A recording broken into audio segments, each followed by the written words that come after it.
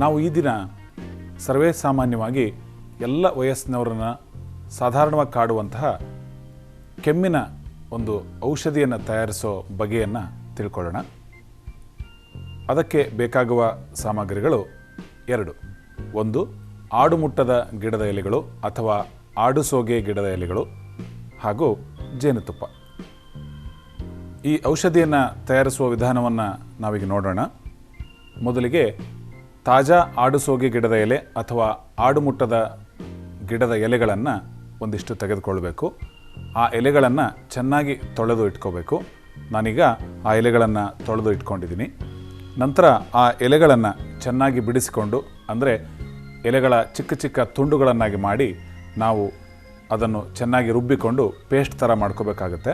ಹಾಗಾಗಿ ನಾನೀಗ ಆ ಎಲೆಗಳನ್ನು ನಿಧಾನವಾಗಿ ಚಿಕ್ಕ ಚಿಕ್ಕ ತುಂಡುಗಳನ್ನಾಗಿ ಮಾಡ್ಕೋತಾ ಇದ್ದೀನಿ ಮತ್ತು ಜೊತೆಗೆ ಮಿಕ್ಸರ್ನಲ್ಲಿ ಆ ಆಡುಸೋಗೆ ಗಿಡದ ಎಲೆಯ ಪೇಸ್ಟನ್ನು ನಾನು ರೆಡಿ ಮಾಡ್ಕೋತಾ ಇದ್ದೀನಿ.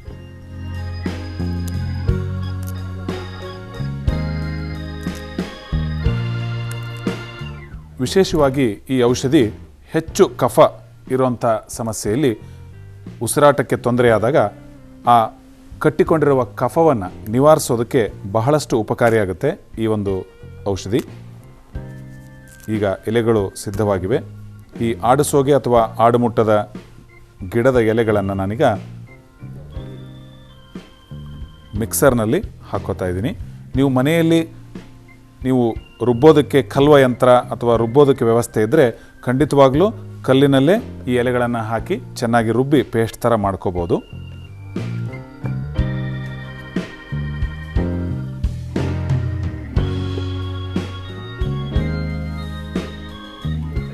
ಈ ಆಡುಸೋಗೆ ಗಿಡದ ಎಲೆಗಳಲ್ಲಿ ನೀರಿನಂಶ ಸ್ವಲ್ಪ ಕಡಿಮೆ ಇರೋದರಿಂದ ನಾವು ಇದನ್ನು ರುಬ್ಬಿಕೊಂಡಾಗ ಅದು ಪೇಸ್ಟ್ ಆಗೋದಕ್ಕೆ ಸ್ವಲ್ಪ ಕಷ್ಟ ಅನ್ನಿಸ್ಬೋದು. ಹಾಗಾಗಿ ಸ್ವಲ್ಪ ಮಟ್ಟಿಗೆ ನಮಗೆ ಬೇಕಾದಷ್ಟು ಪ್ರಮಾಣ ಮಾತ್ರ ಸ್ವಲ್ಪ ಶುದ್ಧವಾದ ನೀರನ್ನು ಸ್ವಲ್ಪ ಮಟ್ಟಿಗೆ ಇದರಲ್ಲಿ ಬೆರೆಸೋಣ.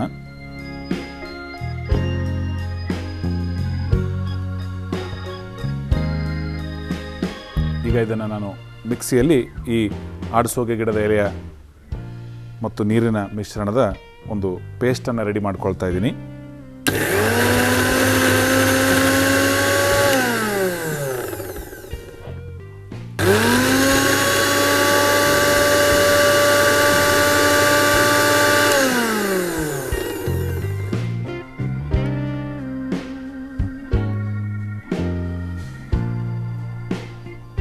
ಈಗ ಈ ಆಡುಸೋಗೆ ಗಿಡದ ಒಂದು ಪೇಸ್ಟ್ ಸಿದ್ಧವಾಗಿದೆ. ಈಗ ನಾವು ಈ ಒಂದು ಪೇಸ್ಟನ್ನು ಒಂದು ಬೌಲ್ಗೆ ಸೋಸಿಕೊಳ್ಳೋಣ. ಅದನ್ನು ರಸವನ್ನಾಗಿ ತೆಗೆಯೋದಕ್ಕೆ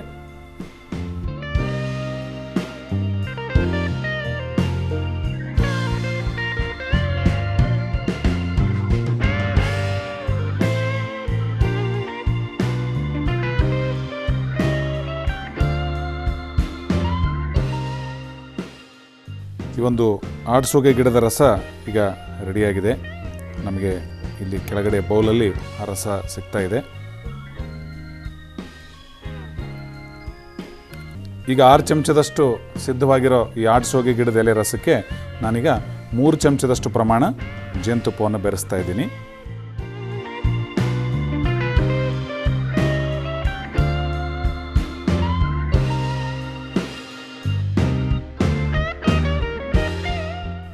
ಆ ಜೇನುತುಪ್ಪ ಬೆರೆಸೋದ್ರಿಂದ ಈ ಒಂದು ರಸದ ಕಹಿ ಕೂಡ ಕಡಿಮೆ ಆಗುತ್ತೆ. ಜೊತೆಗೆ ಜೇನುತುಪ್ಪವು ಕೂಡ ಒಂದು ಒಳ್ಳೆಯ ಕಫ ನಿವಾರಕ ಔಷಧಿಯಾಗಿ ಕೂಡ ಕೆಲಸ ಮಾಡುತ್ತೆ ಮತ್ತು ಅದರ ರುಚಿ ಕೂಡ ಹೆಚ್ಚಾಗುತ್ತೆ. ಹಾಗಾಗಿ ಈ ಎಲೆಯ ರಸಕ್ಕೆ ಜೇನುತುಪ್ಪ ಬೆರೆಸೋದು ಕೂಡ ರುಚಿಯ ಜೊತೆಗೆ ಆ ಒಂದು ಕಫದ ನಿವಾರಣೆಗೆ ಕೆಲಸಕ್ಕೂ ಕೂಡ ಇದು ತುಂಬ ಸಹಾಯಕ ಆಗುತ್ತೆ ಈ ಜೇನುತುಪ್ಪ. ನಾನು ಹೇಳಿದಂತೆ 6 ಚಮಚ ರಸ, ಅದಕ್ಕೆ 3 ಚಮಚದಷ್ಟು ಜೇನುತುಪ್ಪನ ನಾನು ಮಿಶ್ರಣ ಮಾಡ್ಕೊಂಡಿದ್ದೀನಿ. ಹೀಗೆ ತಯಾರಾದಂಥ ಈ ಮಿಶ್ರಣವನ್ನು ದೊಡ್ಡವ್ರಿಗಾದರೆ ಬೆಳಗ್ಗೆ ಒಮ್ಮೆ ಸಂಜೆ ಒಮ್ಮೆ ಖಾಲಿ ಹೊಟ್ಟೆಯಲ್ಲಿ ದಿನಕ್ಕೆ 2 ಬಾರಿ ಕೊಟ್ಟರೆ ಸಾಕು. ಕೇವಲ 2-3 ದಿನದಲ್ಲಿ ತುಂಬ ಚೆನ್ನಾಗಿ ಕಫ ಕಡಿಮೆ ಆಗಿರೋದು ನಮ್ಮ ಗಮನಕ್ಕೆ ಬರುತ್ತೆ.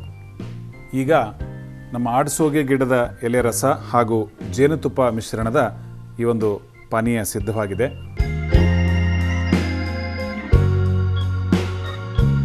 ಹೆಚ್ಚಿನ ಸುದ್ದಿಗಳಿಗಾಗಿ ನಮ್ಮ ಚಾನೆಲ್ ಅನ್ನ ಲೈಕ್ ಮಾಡಿ, ಸಬ್ಸ್ಕ್ರೈಬ್ ಮಾಡಿ.